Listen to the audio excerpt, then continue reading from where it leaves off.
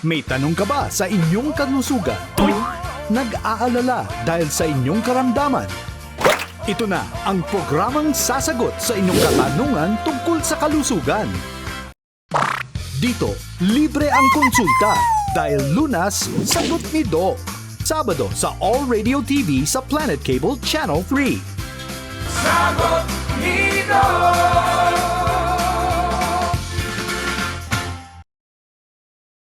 Magandang umaga, Luzon, Visayas at Mindanao. Welcome sa programang tutugon sa mga tanong tungkol sa inyong karamdaman. Ako po si Michelle Giliang. Dito, sagot namin ang konsulta. Mga problema sa kalusugan ating aagapan. Dahil ang Lunas, sagot ni Doc. Sagot ni Doc! Mainit ba ang pakiramdam kahit malamig ang panahon? Madalas bang iritable, hirap matulog o pabago-bagong emosyon? Sa episode na ito, sasagutin ni Doc ang mga tanong tungkol sa menopause. Panoorin po natin ito. Narinig na natin ang salitang menopause. Pero gaano nga ba talaga natin ito naiintindihan? Para sa maraming babae, isa ito sa pinakamalaking pagbabago sa kanilang buhay. Isang yugto na dumarating sa bawat babae na hindi gaanong napag-uusapan. Ayon sa isang pag-aaral sa mga Pilipina edad 40 pataas, ang karaniwang edad ng menopause sa mga Pilipina ay nasa 48 years old. Pero bago pa man ito mangyari, marami nang nararanasan ng isang babaeng pa-menopause. May ilan na hirap matulog, may nakakaranas ng mood swings. Ang iba naman, parang mas madaling mapagod. Pinakamarami ang nakakaranas ng madalas na sakit ng ulo. Kaya paano nga ba malalaman kung menopause na? Normal lang ba ang hot flashes, mood swings, at hirap sa pagtulog? Mayroon bang mga paraan para mapagaan ang mga sintomas nito? Lahat ng mga tanong na yan, sasagutin dito sa Sagot ni Doc. At para bigyang linaw ang usapang menopause, makakausap natin ang isang OBGYN mula Makati Medical Center. Nagtapos siya ng medicine sa University of the East Ramon Magsaysay Memorial Medical Center sa Quezon City. Kasapi siya ng Philippine Obstetrics and Gynecology Society at International Menopause Society. Let's welcome Dr. Anafe Orbigoso Gloria ng Makati Medical Center. Good morning, Doc. Magandang umaga, Michelle, at magandang umaga sa ating mga nanonood ngayong umaga. Doc Anafe, maraming salamat po at sinamahan niyo po kami dito sa Sagot ni Doc. Ngayong umaga po kasi gusto namin pag-usapan yung topic na hindi masyadong nabibigyan ng pansin, ang menopause. Kaya Doc, umpisahan ko na po yung pagtatanong.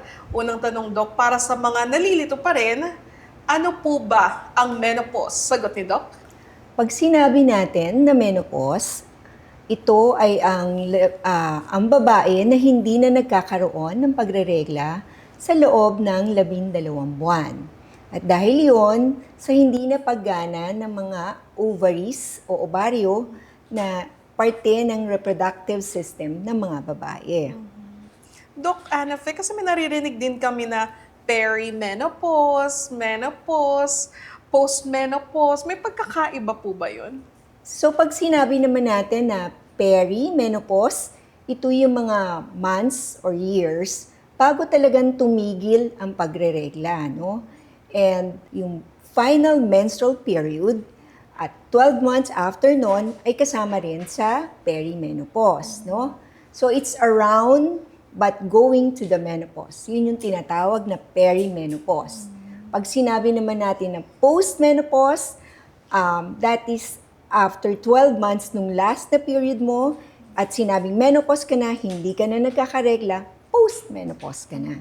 Okay, so narinig natin kay Doc Anafe, masasabi mong menopause ka na kapag 12 months na wala kang regla. Yes. Okay, Doc.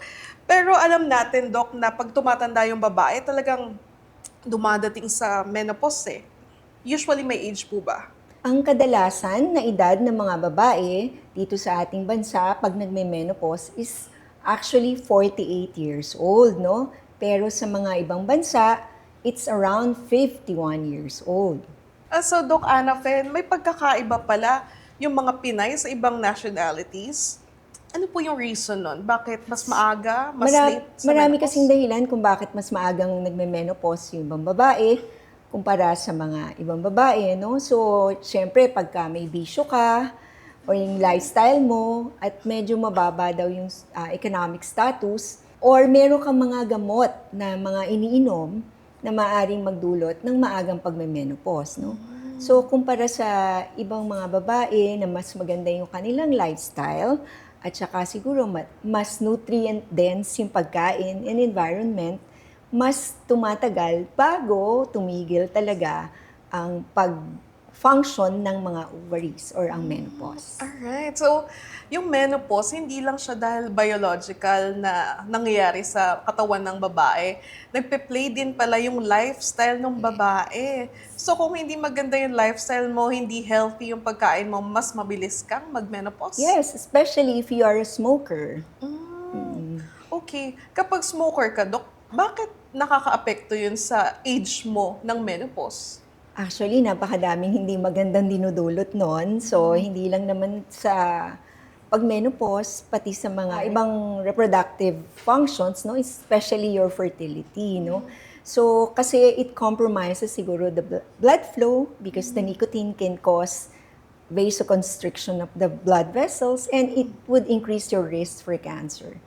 So, in short, bawal talaga nagsisigarilyo sa anumang estado ng ating buhay. I see. Pag sinabi nating sigarilyo, Dok, kasama ba dun yung vape?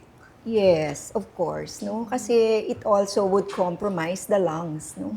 And there are actually studies right now that would say that vaping is even more dangerous than the traditional smoking or the tobacco use.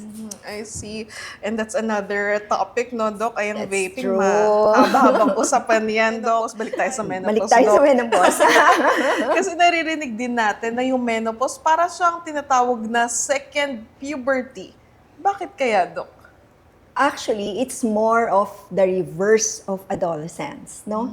Kasi pag sinabi nating puberty or adolescence, ito yung na-reach na yung age ng mga babae na magsa-start na maging fertile, di ba? Nag-ovulate na and then nagme-menstruate na sila and then may posibilidad na mabuntis, no? But the reproductive age would end when it's the menopause, no? But during the menopause, or the perimenopause, there's actually fluctuation again of your hormones. Ang hormones, main hormones ng babae is estrogen and progesterone, no? It wouldn't just decline down, no? So nagkakaroon ng paminsan-minsan spikes ng estrogen, no? So yun yung fluctuations na nangyayari pag during the perimenopause and the menopause. That's why they try to correlate it with the puberty, kasi yung puberty naman is hindi pa well-established, no? So, nagsa-start naman siya na magkaroon ng variation in the levels of the hormones until it would stabilizes and then the menstruation every month would be more regular. Ayan. Dok, talagang pinagdadaanan to ng mga babae. Yes. Pero bakit kaya tabu pa rin itong usapin ng menopause? Parang iniiwasan siyang pag-usapan kahit inevitable or hindi mo naman may iwasan na mangyari yun sa'yo.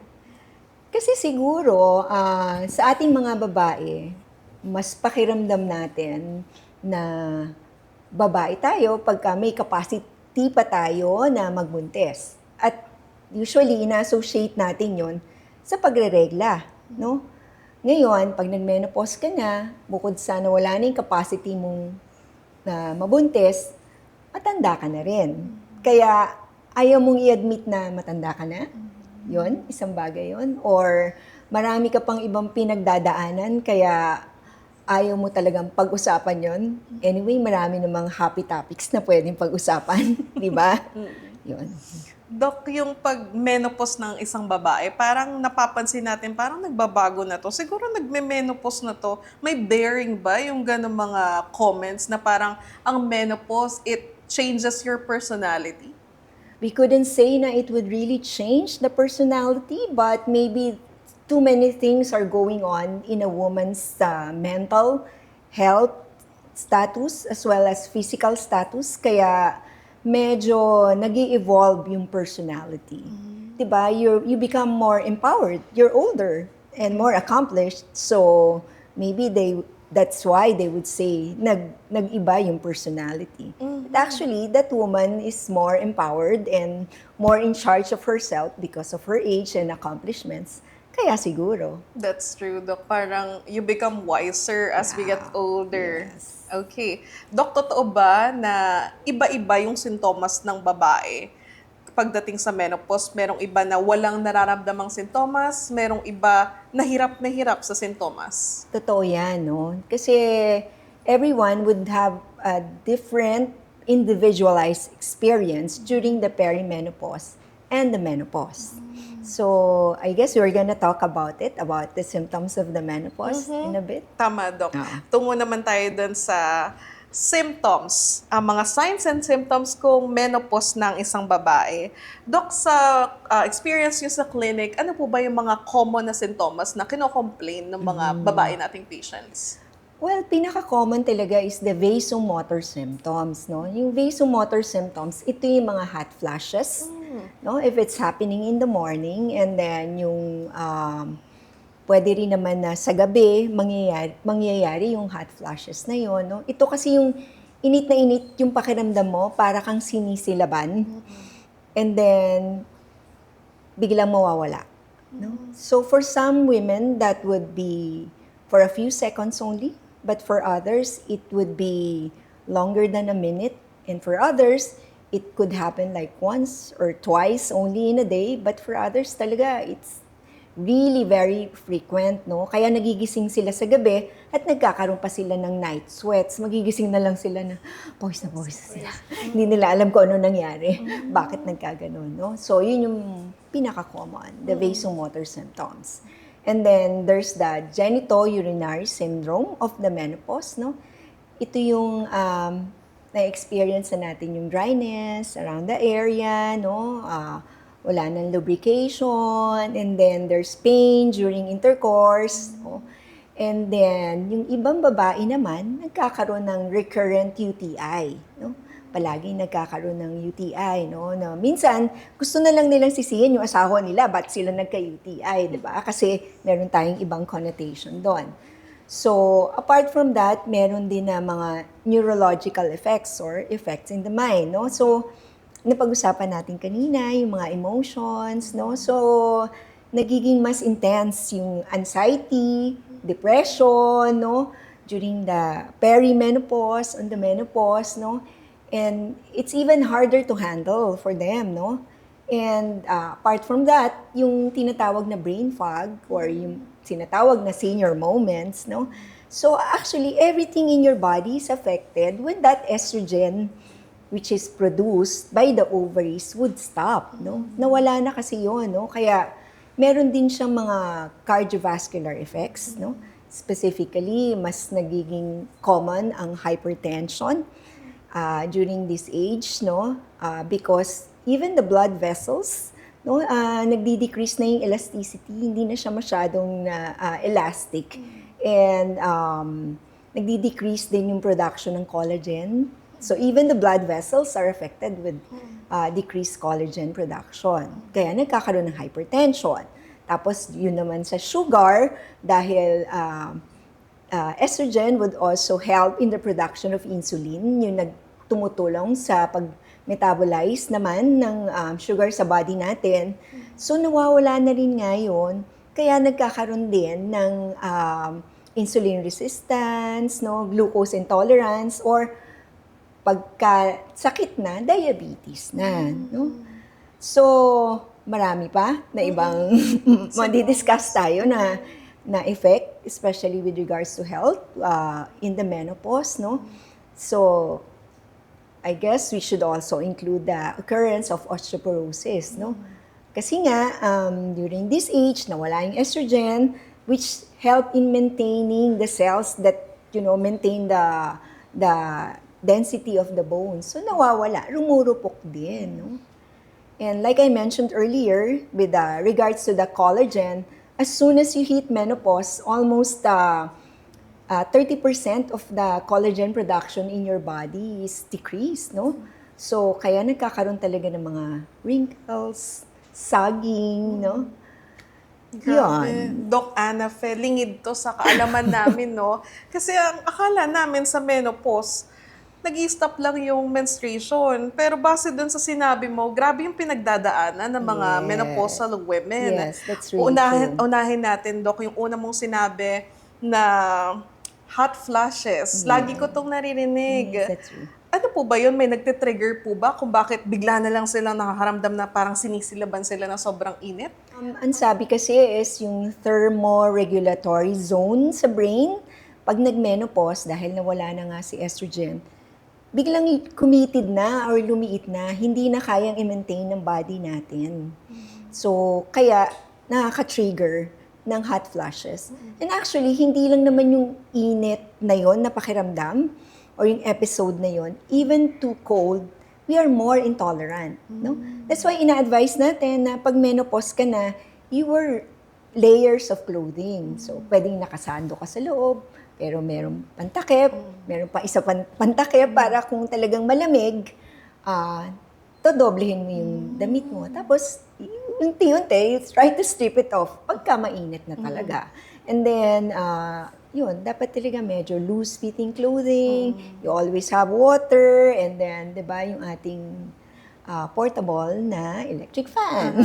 So parang mas sensitive na yung balat ng mga menopausal women sa init at lamig. Mas sensitive yung katawan. But yung balat din, mas sensitive talaga. Definitely, hindi ba nawala na rin nga yung collagen? Nabawasan na yung collagen. Kaya maganda na nakaka-moisturize yung ginagamit mo na body soap. And then, alam ko, medyo mainit, pero maganda rin talaga na naglo-lotion, no? Pagkatapos maligo, no? Pwede rin gagamit ng oil, no? Yung may mga oil na pwede natin gamitin sa katawan. Wag lang cooking oil, please. Or vegetable oil. Wag yung mga ganon, yung mga extra virgin, ganon. Na safe for skin. Yeah, yung mga safe for skin. Pwede yun, maganda yun. Doon sa pangalawang sintomas na nabanggit mo sa amin kanina, Doc, yung pag-dry ng private area ng mga women. Is there a way para maging moistured yung private area? Actually, meron. Meron tayong medical treatment doon. Meron tayong tinatawag na intravaginal estrogen na pwede ulit ma-replenish or ma-refresh yung tissues doon sa vaginal area. So, but of course, that is prescribed by your doctor. So, you should consult your doctor and we would give you the appropriate management for that. Doon naman, Doc, sa brain fog, Oo. nagiging makakalimutin. So, nalaman namin sa iyo, Doc Ana Fe, na yung brain fog, hindi kasalanan ng babae yun. Kasi parang nangyayari sa katawan niya, wala siyang control. It's true. Well, when it comes to that kasi, siguro, when you're in the middle age, you have too many things on your plate, no? So maybe you have to unload yourself, try to focus on one specific goal, no? Para talagang mas magawa mo yon at ma-focus mo yung isipan mo. No? Baka yun lang naman kasi. Or maybe you need to find cues para mas natatandaan mo mga bagay. No? Baka dapat talaga nagno-notes ka na or on your calendar talagang nakasync na yan para hindi mo nakakalimutan yung schedule mo. Lalo na ang anniversary nyo. Huwag mong kakalimutan yun. And then, there are actually studies that menopausal hormone treatment would also be beneficial in addressing the brain fog or the cognitive function. But still, it is not meant only for that. Isa pang sintomas na nabanggit mo, Doc, yung pagiging emosyonal ng mga babae. So may connection ba yung parang napapadalas yung pag-iyak ng babae? Yung pagiging emotional kasi na yan, talaga mas common yan sa mga babaeng emotional na bago nag-menopause. And then nag-menopause pa siya, tapos biglang yung hormones niya pag ganun-ganon, no? So, talagang mas nagiging intense yung pakiramdam niya. Siguro para maiwasan yun, iwasan din natin kung ano yung mga nagtitrigger. Baka naman kasi palagi ka nanonood ng Korean novela na palaging galit na galit doon. So parang yun na rin yung gagawin mo. Pag may nakita kang senaryo, magagalit ka na rin, pero hindi ka naman gano'n. No? And then, most importantly kasi is to find support from your family and friends. No? Actually, your BFF are your, unpaid therapist that you can always try to call. No? Don't think that you are ever alone. Someone is there who's willing to help you and it's gonna take your call if you call them. Alright. Dok, kasi lagi nating naririnig, kunyari may katrabaho ka na medyo matanda na, nasa 50s na, or yung boss mo nasa 50s na, tapos parang laging galit. Tapos sasabihin mo na, yaman na, baka nagme-menopause na yan. Totoo ba yun, Dok? Parang lagi na lang tong galit. Hindi naman yung nagme-menopause na boss lang ang palaging galit eh. Merong ibang boss, hindi pa menopause, galit. Di ba? So, it also reflects na yun talaga yung character niya talaga. Di ba? And, well, kung boss mo yun, baka kailangan mo rin talaga mag-adjust. Or maybe you can talk to your boss. Boss, ang wrinkles mo, di ba? Dapat hindi, masyadong galit. And palaging masaya para mukha kang bata at maganda. Sometimes kasi you just make the moment lighter and funnier and becomes manageable. Very good insight, Doc. Normal po ba sa mga menopausal women, yung mga nawawala na ng gana dun sa mga bagay na dating love nila gawin? Ano kaya specifically yung love nila gawin dati? Kumbaga, yung mga hobbies nila, Doc, nawawala na sila ng gana. Kunyari, pickleball. Nawawala na sila ng gana sa pickleball. Maybe it's the amount of energy or stamina, no? But the thing with the physical fitness kasi, you really have to maintain it eh. Di ba? So, once na nag-break ka doon, nawawala na talaga yung passion mo. But if you try to be very consistent, especially with fitness, even if you're older, you are able to maintain it because it's very important nga, especially if you're hitting the menopause, to strengthen the bones and the muscles so that you could still be active kahit matanda ka na. Up next, aalamin naman natin kay Dr. Ana Fe Orbigoso Gloria ang long-term effects at epekto sa mental health ng menopause. Kaya walang bibitiw dito sa Sagot ni Doc. Sagot ni Doc! Exciting na bagong saya ang hatid ng Bingo Plus Mystery Box Go! Araw-araw kumpletuhin lang ang daily tasks sa Bingo Plus app para makakuha ng mystery boxes. Buksan ang bawat mystery box at tumanggap ng isang collectible Bing Bing logo. May 9 na iba't ibang Bing Bing logos na pwedeng kolektahin. Kapag nakumpleto mo ang lahat, may extra grand prize na naghihintay sa'yo. Mas maraming tasks na matatapos, mas maraming mystery boxes ang mabubuksan. At mas maraming ring rewards ang pwedeng mapanalunan. Kaya ano pang iniintay mo? Kumpletuhin ang daily tasks at simulan na ang iyong Bingo Plus Mystery Box Go Adventure. Tandaan, maglaro ng responsable. Ang paglalaro ay para sa kasiyahan lamang. Bingo Plus Mystery Box Go. Mas maraming tasks, mas maraming boxes, mas maraming rewards. Gaming can be addictive. Know when to stop. Sabay-sabay nating tutukan gabi-gabi ang inyong mga paboritong programa sa ating primetime bida dito sa ABS-CBN sa All TV 2.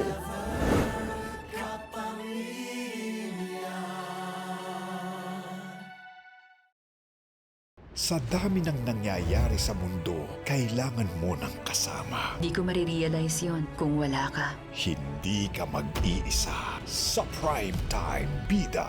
Magandang gabi, Pilipinas. Simulan natin ang balitaan. Sobrang big deal nito para sa amin. Sabay tayong lumalaban. This recklessness, hindi naman ikaw to eh. You used to be sharp. Matinik din yung kalaban natin. Bakit tayo yung mga nagtatago na parang tayo yung mga kriminal? Pero kailangan mo na mahanap si Ama. Ikaw, doktora, ang magiging daan para mapalapit ako sa kanya. Meron tayong kalaban sa loob mismo ng Inlea at SID. This is a full-scale search for Datu Rahman. Dami-dami ng tao sa mundo. Bakit si Datu Rahman? Bakit kinakailangan dumanak ang ganito karaming dugo para lang sa kanya? Kailangan ko makapasok sa loob ng Inlea. Ito lang naisip kong paraan para mabawi ko si Ama. Kailangan mahuli si Datu Rahman kasi yun lang yung nag-iisang dahilan sa request ko na pabalikan ka sa pwesto. So, sino ang kumuha at saan siya dinala? Sabay tayong nasasaktan. Saan yung dadalhin ng kapatid Sa facility. Napapabayaan siya dito. Ito lang ang sasabihin ko sa inyo. Kapag kapatid ko nang dinamay niyo, handa akong pumatay. Kilala mo ba lahat ng naging babae ni Walter? May babae daw na patay sa kanya. Alam kong may connection kayong dalawa. You're Walter's ex. Accessory ng babae yan, natagpuan sa villa ni Conana. Ipaliwanag mo sa akin to! Akala ko ba magkakampi tayo? Ano, pinapaikot mo lang ba ako? Iwan mo ako! Tagutin mo ako! Ikaw pang pumatay kay Walter. Sabay tayong umaasa. Lahat ng to, bakit mo ba ginagawa sa akin? Dahil ayoko sa'yo. Hindi ka magkukusang bumitiw sa pwesto. Ipopropose ko sa Board of Directors ang dismissal mo. Yung mga employee, kailangan ko silang protektahan. Pababagsak ng Peoples, may maiiwan pa kaya sa tabi mo? Huwag kayo mag-alala, ha? Ang Peoples, poprotektahan namin. Akala ko ako lang ang gumagawa nun mag-isa. Ang dami nang nagbago, simula nung nagkakilala tayo. Jiyon, hindi ka mag-iisa. Sabay tayong nagmamahal. Salamat. Ako dapat ang magsabi niya. Iniligtas mo ako. Matured na ako para respetuhin ang desisyon mo. Nung sinabi mo sa akin na wala ka nang pakialam. Hindi ka ba natatakot na magkabalikan sila? Hindi yun mangyayari. Magkukwit ka na. Para saan to? Para maging traitor? Kung ayaw mong dalhin ng flag ng Shilitay, ako nang gagawa no. Tao ba sa loob? Mga bombero kami! Isa lang ang tahanan natin gabi-gabi. Sali ka na sa pamilya namin. Nandito na ako. Yes, ma'am. Ang ating primetime bida. Sagot Nido! Nagbabalik ang sagot ni Doc. Kasama pa rin natin si Dr. Ana Fe Orbigoso Gloria ng Makati Medical Center. Kanina na pag-usapan natin kung ano yung mga senyales na malapit na sa menopause ang isang babae. Ngayon, Dr. Ana Fe, pag-usapan naman po natin yung long-term effects ng menopause sa bawat kababaihan. So, Doc, burning question, nakakataba po ba talaga ang menopause? Nakakataba ba ang menopause? Actually, siguro kasi, nawala yung estrogen. And estrogen also helps in controlling the hunger. It affects the hormones that is produced by the brain in controlling the hunger. So, wala na tayong masyadong nagko-control ng hunger. Mas increase yung appetite. And nagdi-decrease naman yung metabolism ng katawan natin, no, habang tumatanda. So, meaning, hindi natin nababurn lahat ng kinakain natin and nawawalan din tayo ng activities, no? Kasi most of the work that we have when we are in the middle age, medyo hindi na masyadong physically demanding. And for others, wala naman din silang stamina to work or wala silang stamina to be moving around and to be physically fit. So, ito yung mga dahilan siguro kung bakit tumataba during the middle age, no? Pero hindi lang naman kasi babae ang tumataba during the middle age. Mapapansin din naman natin kahit yung mga lalaki tumataba, no? So, what is really important here is no matter how old you are, you have to try to be physically fit and be very conscious of your food intake. Dok, pagdating naman dun sa work performance, nakaka-apekto po ba yung menopause, yung performance ng mga menopausal women sa productivity nila sa work? I couldn't really say that because me, I'm working. So, I think I have, in general, ideally, if you're at the middle age, at the menopause, you have more experience, you have greater knowledge, ideally, diba? So, in terms of performance, siguro depende kung nakatulog ka mabuti or nag-hot flashes ka. Siguro yun yung mga bagay na maaaring maka-affect, no? But then again, like I mentioned, there's actually a solution to the problem if we want to. Okay, sa mga Mr. Doc, sa mga partner ng mga menopausal women, ano po ba yung sa tingin nyo dapat nila maintindihan tungkol dito sa pinagdadaanan ng kanilang mga misis? Well, you have to be really more understanding and extend the same love that you used to give them, no? Lalo na nung nagliligawan pa kayo kasi yun naman dapat talaga. Hindi nawawala ang ligawan kahit na naging mag-asawa na kayo or tumanda na kayo, no? And dahil marami siyang pinagdadaanan ngayon, no, especially nga, napag-usapan natin yung hormones, how it would affect her moods and her sleep, her health. Kaya dapat nandyan ka para gabayan siya. Huwag mong kumbaga sabayan pa or i-oppose pa yon kasi 'di ba? A happy wife is a happy life. Dok, sinabi mo kanina, nakakataas ng risk ng osteoporosis kung menopause ka na. Pagdating sa dementia or memory decline, may connection ba siya sa menopause? I think yung mga nakakaroon talaga ng dementia, merong kasing mga risk, 'di ba? Like in the family, no, that's more common genetically. But the memory decline is not just for women; it's also for men, no. So it's really part of the aging, and that's why I was telling ahead na it's important that you give cues, no, write them down or sync the calendar. Okay. Dok, sa mga ka-SD natin na late na nag-asawa, kunyari nasa 40s na sila, pwede pa ba silang magbuntis? Kasi as soon as a woman would hit 37 years old, talagang very few na lang ang amount ng itlog sa ovaries, no? Kaya pag nasa 40s ka na, it's even harder.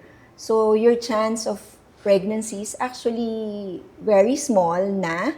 And kung sakali man na mabuntis ka, baka naman makunang ka lang. O kaya hindi maganda yung kakalabasan ng baby. Ano? Kasi mas prone na sa congenital abnormalities yung pinapanganak na bata pagka may edad na yung mom. No? That is what we call advanced maternal age. But it's still possible, no? With the advances in science right now, it's still possible na mabuntis pa rin even at that age. No? Kaya lang, it might need a bit more funding and money. Okay. Ayan, Doc Ana Fe, nasa kalagitnaan na tayo ng ating talakayan. At sa ating pagbabalik, sasagutin ni Doc Ana Fe ang tanong ng ating mga ka-SD tungkol sa menopause. Aalamin din natin ang tamang lifestyle para sa mga babaeng pupunta na sa menopausal stage. Kapit lang dito sa Sagot ni Doc. Sagot ni Doc!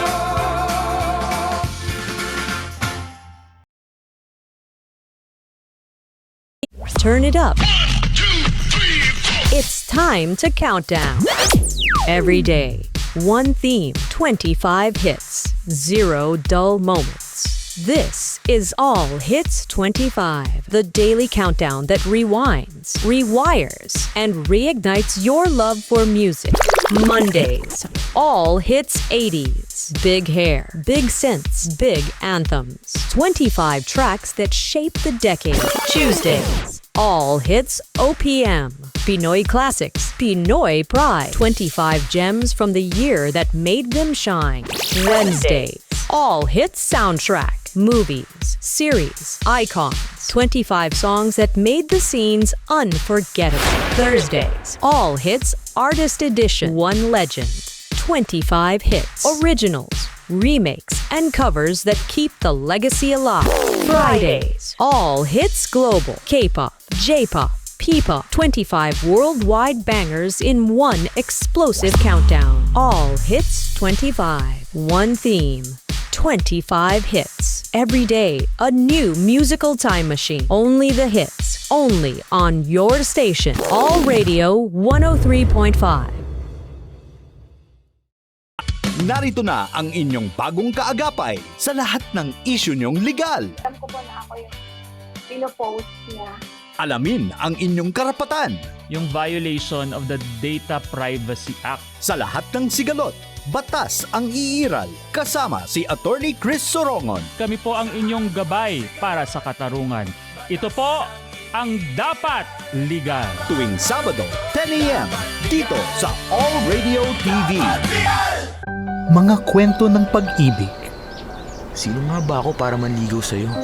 Huwag mo namang minosin ang sarili mo. Hamon ng buhay. Nawalan ako ng preno! Nabangga ako sa truck! Inihahandog ng All Radio TV at Digi8 Studios. Mga pagtatagumpay na isasadula ng mga premyadong voice talents ng bansa. Dula ng buhay. Tuwing Sabado at Linggo, 11 a.m. sa All Radio TV sa Planet Cable Channel 3.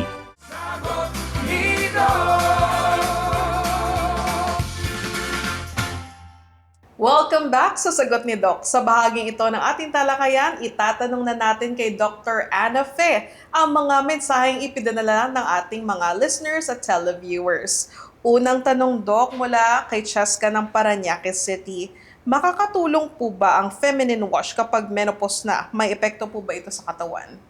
Hindi natin masabi yon dahil it's just basically a wash. So, wala siyang itutulong sa menopause, no? Except for hygiene, no? If we want to keep the area clean, then maganda na gumamit ng feminine wash instead of using mga soap-based na panghugas dun sa area na yon.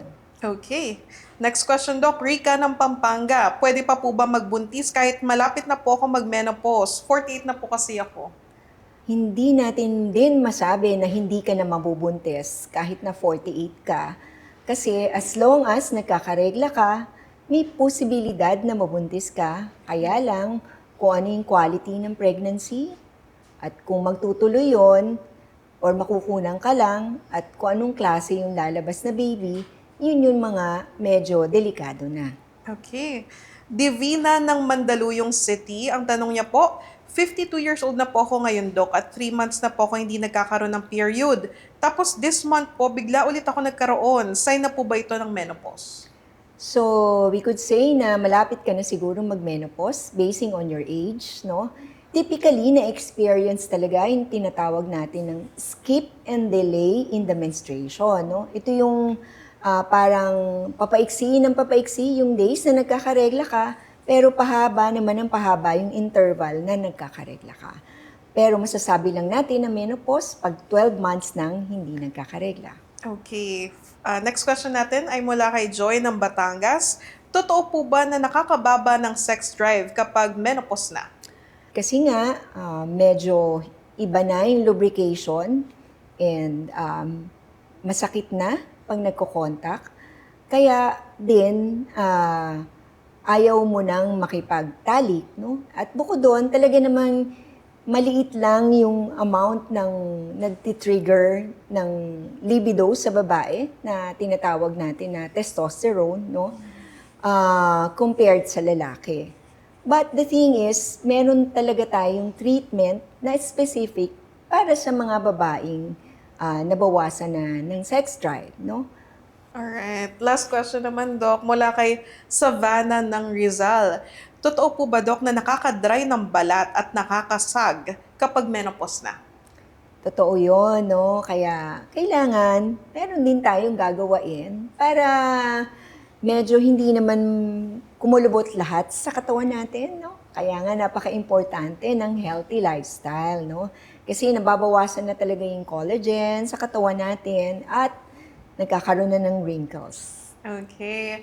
Doc Ana Fe, salamat sa pagsagot ng mga napakaraming tanong mula sa ating mga ka-SD. At syempre, maraming salamat sa mga nagpadala ng kanilang mga tanong na ating mga listeners at televiewers ng All Radio 103.5 at All Radio TV sa Planet Cable Channel 3. Ngayon, Doc Ana Fe, tungo naman po tayo doon sa tamang lifestyle ng menopausal women.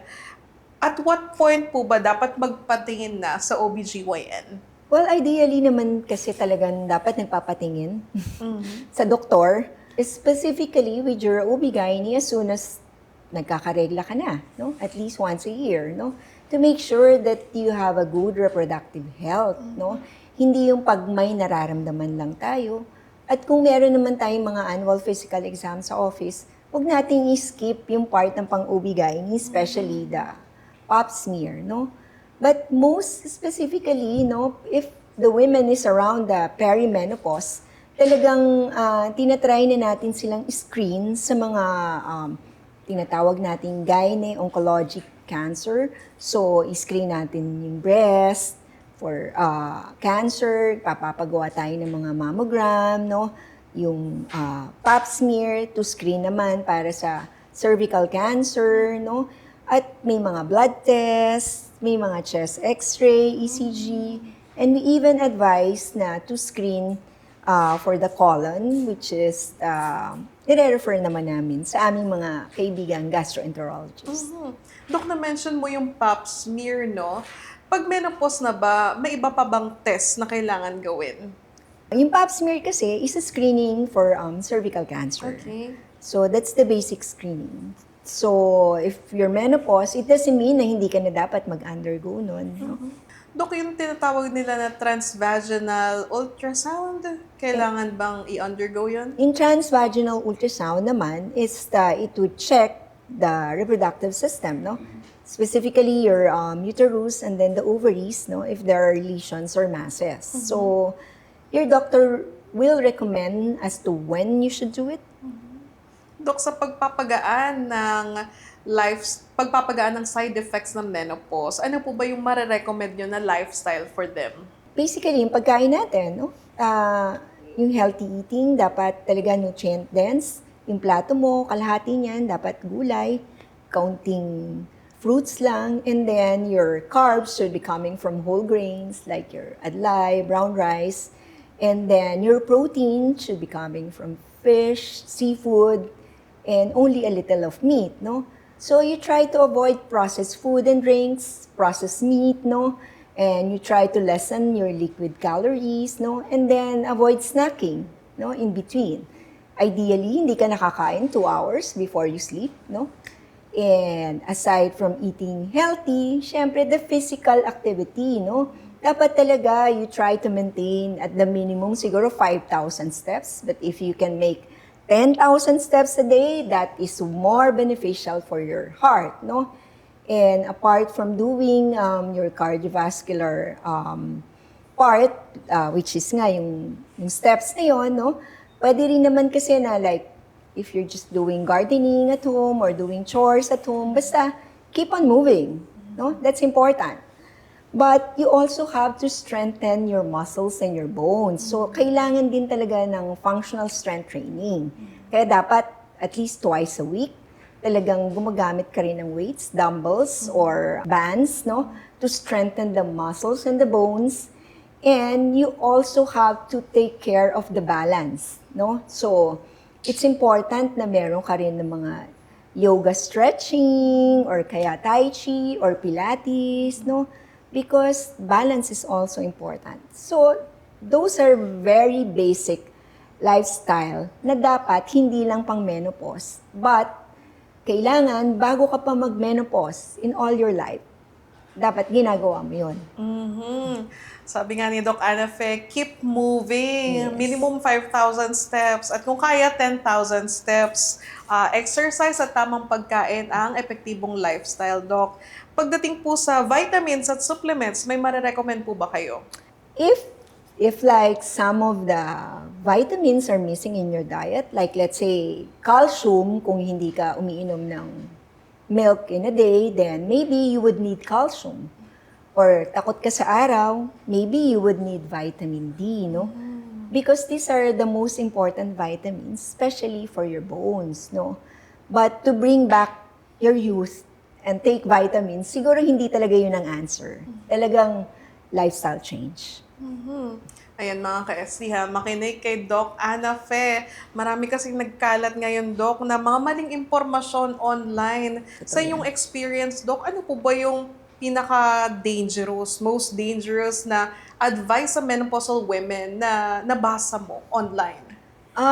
Siguro hindi lang pang menopause yun, but more of buying medications na hindi from legitimate pharmacy or yung mga not yet FDA approved na mga medications, no?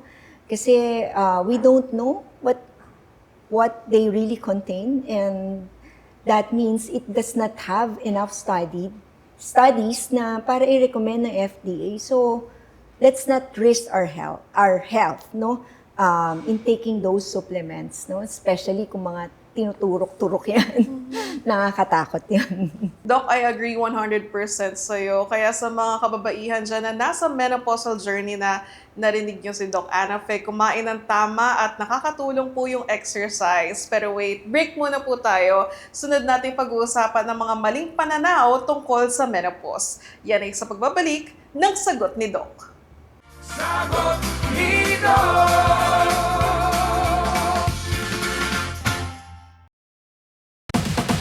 Ang All Radio 103.5 nasa TV na. Mapapanood ang All Radio TV sa Planet Cable Channel 3. Narito na ang inyong bagong kaagapay sa lahat ng isyu niyong legal. Alam ko po na ako yung pinopost niya.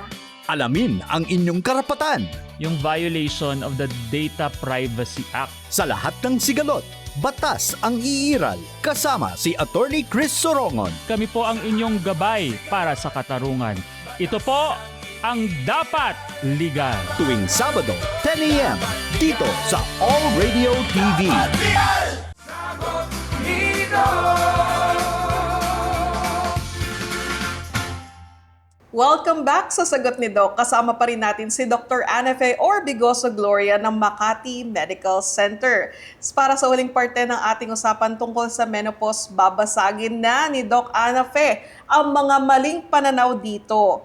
So Doc Ana Fe, ano po ba sa tingin niyo yung pinaka-delikadong misconception tungkol sa menopause? Siguro yung natapos na ang buhay mo dahil nag-menopause ka na. But actually, hindi naman.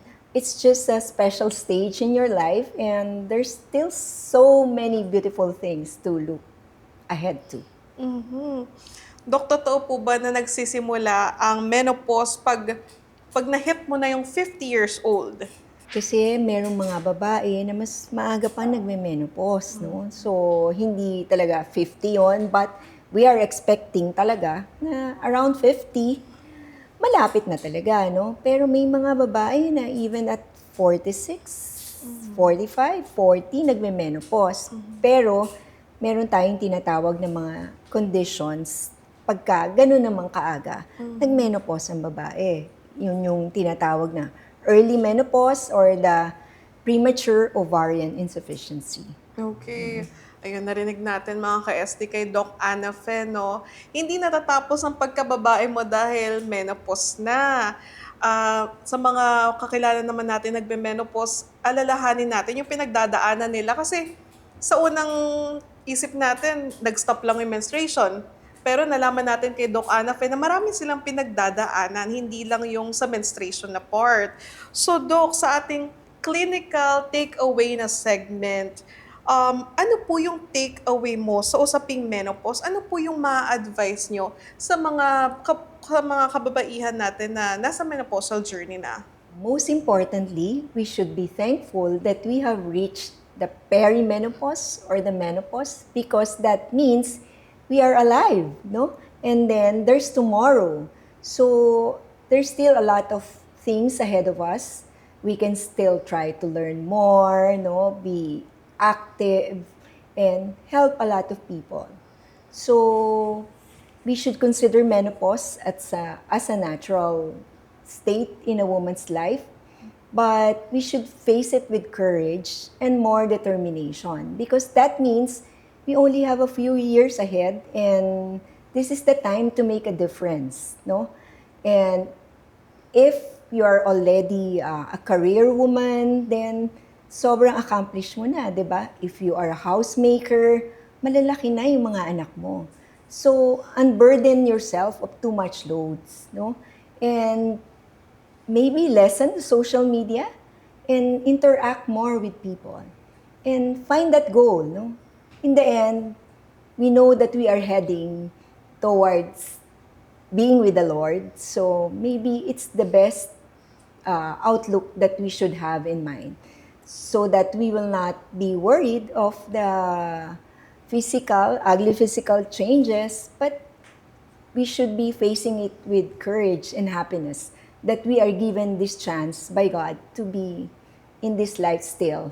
Oh, very well said, Dr. Ana Fe. Maraming salamat po, Dr. Ana Fe Orbigoso Gloria, sa pagsagot sa mga tanong tungkol sa menopause. At maraming salamat din po sa Makati Medical Center. Narinig natin si Doc Ana Fe. Nakakatulong ang pagkain ng tama, pag-exercise, at syempre, iwasan na po natin yung paggamit ng social media kung ginagamit mo lang siya para i-compare yung sarili mo sa iba. At sinabi ni Doc Ana Fe, if you reach the menopausal stage, you are an accomplished woman. Again, thank you so much, Doc Ana Fe, sa mga binahagi mong kaalaman sa amin. Maraming salamat din, Michelle, at maraming salamat sa ating mga nanonood at nakinig sa segment na ito. And it is really a privilege to be speaking here and talking to a lot of people and speaking about what is my passion and helping the menopause and the perimenopause women. Samahan niyo po ulit kami sa susunod na Sabado, alas 7 ng umaga dito sa All Radio 103.5 at All Radio TV sa Planet Cable Channel 3. Ako po si Michelle Giliang. Mga tanong at problema sa kalusugan ating aagapan. Dahil ang Lunas, sagot ni Doc. Maraming salamat sa Caffeine Links. For your daily dose of caffeine and savory umami of matcha, check out Caffeine Links on Facebook or visit them at 18A Leonardo Street, Taytay, Rizal. Sagot ni Doc. Sagot ni Doc. Sagot ni Doc. Sagot ni Doc. Ang All Radio 103.5 nasa TV na. Mapapanood ang All Radio TV sa Planet Cable Channel 3. All sa balita at napapanahong usapan. Mainit na balitaan sa mabilis lang to. Usapang kalusugan sa Sagot ni Doc. Batas ang iiral sa Dapat Legal. Travel and learn some Living Asia. And late-night sports action sa Hoops Mayhem. All sa drama at kwentuhan. Madamdaming radio drama sa dula ng buhay. Misteryo at kababalaghan sa ulirat sa pagkaimbing. Mainit na kwentuhan sa The Pillow Talk. And live music at its best with the Retrospect Show with Jay Martin. With all your favorite All Radio programs now made for TV. All Radio TV sa Planet Cable Channel 3.